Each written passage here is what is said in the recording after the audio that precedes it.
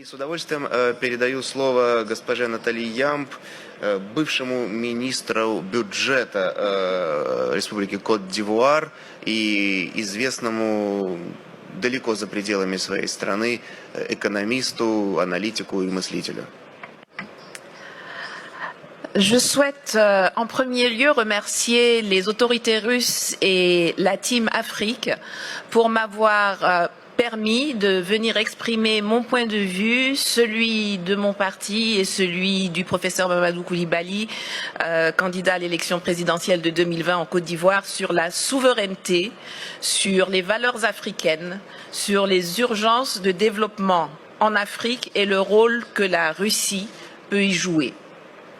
Parler d'identité africaine est une chose aisée, car l'identité et les valeurs des Africains ne sont pas différentes de celles du reste de l'humanité. Nous avons les mêmes sentiments de solidarité, de compassion et les mêmes aspirations à la liberté, à la dignité, à la justice et à la propriété. Pourtant, force est de constater que, après l'esclavage, après la colonisation, après les pseudo-indépendances, on ne nous a reconnu que le droit d'être libre, mais seulement au sein de l'enclos français. L'Afrique francophone est encore aujourd'hui, en octobre 2019, sous le contrôle de la France. Cela remonte à 1984, lorsque les puissances coloniales se sont réunies à Berlin pour se partager l'Afrique, sans que les Africains aient leur mot à dire. L'Allemagne, l'Espagne, l'Angleterre, le Portugal ont compris depuis lors qu'il fallait sortir du schéma de la conférence de Berlin et redéfinir les contours d'une nouvelle coopération avec les pays africains. Pas la France, qui avance sans bouger, en portant des masques et qui considère toujours le continent africain comme sa propriété. Les peuples d'Afrique, et particulièrement la jeunesse, revendiquent pourtant avec de plus en plus de vigueur leur besoin de démocratie, leur droit à l'autodétermination, le droit de décider avec qui ils veulent commercer, avec quoi ils veulent payer ce commerce, sans qu'on les place sous la tutelle d'une ex-puissance coloniale qui se présente toujours sur la scène mondiale comme notre porte-parole et notre avocat. Nous voulons sortir du franc CFA, que Paris, avec la complicité de ses laquais africains, veut pérenniser sous l'appellation ECO, et qui ne permet aucune industrialisation de l'Afrique francophone.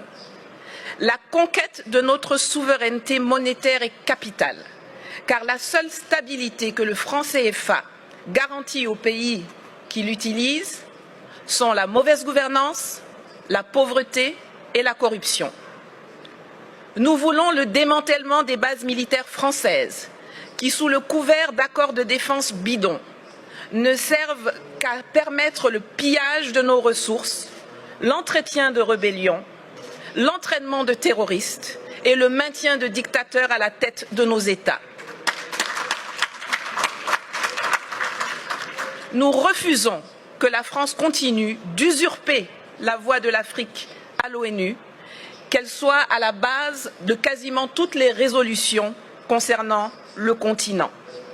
Les pays d'Asie ont appris à commercer avec les investissements directs étrangers, alors que nous, on nous saoule avec l'aide publique au développement. Résultat, aujourd'hui, eux, ils sont BRICS et émergents, et nous, nous sommes des mendiants qui sommes très fiers d'être qualifiés de pays pauvres très endettés. Cela doit changer. Cela va changer et la Russie a un rôle à jouer dans cette évolution.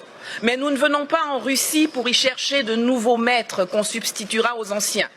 Nous y venons pour trouver des partenaires, pour faire du business gagnant-gagnant pour la Russie comme pour les pays africains concernés. L'Afrique regorge de potentialités.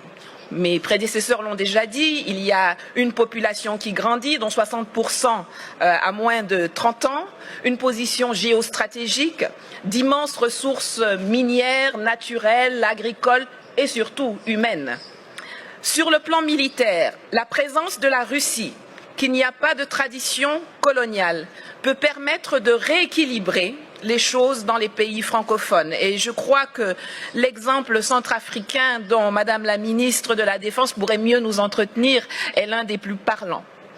En Côte d'Ivoire, nous avons par exemple un énorme besoin de formation militaire et de restructuration de l'armée. Sur le plan économique, la promesse de Sochi doit être celle de la rupture avec le huis clos actuel appauvrissant où la France semble avoir verrouillé les domaines de l'eau, de l'électricité, des routes, des ponts, des ports, par des monopoles protégés par les gouvernements respectifs ou par des passations de marché de gré à gré sans appel d'offres, pour que nous puissions enfin nous diriger vers une ouverture de l'économie à tous, notamment aux industries et entreprises russes, dans les secteurs agricoles, miniers, énergétiques, de la transformation industrielle, de l'éducation, de la formation, il y en a plein. Le littoral ivoirien, par exemple, qui alterne les lagunes, les fleuves et la mer, est long de 570 km et regorge d'un potentiel encore inexploité ou sous-exploité dans le transport maritime et lagunaire, dans le désensablement des embouchures de fleuves qui peuvent devenir navigables, dans l'hôtellerie, le tourisme, l'habitat de luxe, le transport lagunaire entre les villes du littoral, compte tenu de l'état désastreux de nos routes. Enfin, sur le plan politique et diplomatique, le monde et la Russie doivent cesser de nous voir à travers les lunettes déformantes du storytelling méprisant, mensonger et négationniste de la France, qui nous assujettit. L'Afrique n'a pas besoin de tuteurs à l'ONU, l'Afrique n'a pas non plus besoin de nouveaux propriétaires, mais la Russie y a sa place comme un partenaire dans une logique de Commonwealth, d'enrichissement partagé, de collaboration vivifiante et innovante entre les secteurs privés respectifs. Le monde bouge, les lignes évoluent. L'année prochaine, 2020, est celle d'élections présidentielles au Togo, au Burkina Faso, au Niger, en Centrafrique, en Guinée et en Côte d'Ivoire, pour ne parler que de l'Afrique francophone. Espérons que celles-ci verront l'arrivée au pouvoir de dirigeants réellement choisis par les peuples, qui privilégieront enfin l'ouverture sur le monde et de nouvelles et innovantes opportunités d'affaires à l'asservissement bête et stupide aux colons d'hier et d'aujourd'hui. Je vous remercie. Спасибо.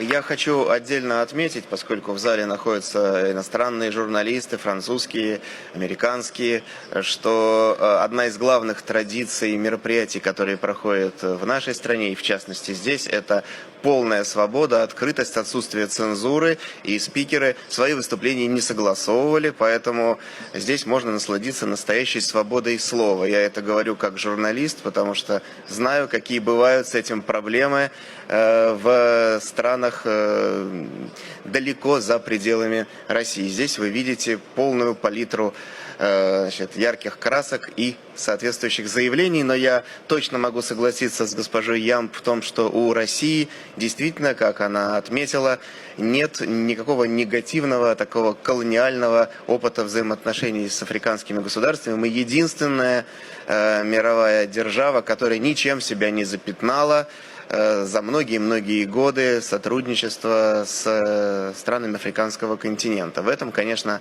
наше конкурентное преимущество.